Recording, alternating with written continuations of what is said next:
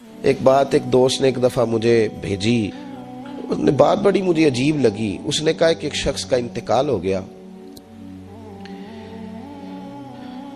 تو وہ جب اس کو دفن کرنے لگے جنازہ پڑھ کے، تو ایک آدمی نے اس کی چارپائی پکڑ لی۔ اس نے کہا اس نے میرا 45 لاکھ روپیہ دینا ہے، پہلے پیسے دو گے پھر دفن کرنے دوں گا، پیسے دے دو دفن کر لو۔ زور سے پکڑی، اب رش ہے، 3 بیٹے بھی تھے تو جائیداد بھی تھی، سارا کچھ تھا۔ ان 3 بیٹوں سے لوگوں نے کہا کہ تیرے ابے کو وہ دفن نہیں کرنے دے رہا، شور ہے تو۔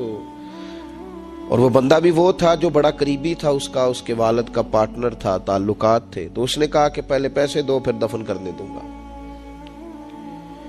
اب وہ 3 بیٹے کہنے لگے کدھر سے پیسے دیں، 45 لاکھ ہی کہہ دیا ہے، ہمیں تو ابا نے کوئی نہیں بتایا، حالانکہ جائیدادیں ہیں، مکان ہے، سارا کچھ ہے، تو بھائی ہم کدھر سے دیں؟ چلو 2-4 لاکھ کی ٹھیک ہے، وہ تھوڑا سا کرے نرم رویے کو تو ہم کرتے ہیں، شور تو ہے، لیکن کدھر سے دیں 45 لاکھ؟ جب بات بہت تیز ہو گئی، شور ہو گیا، وہ انسان مجنون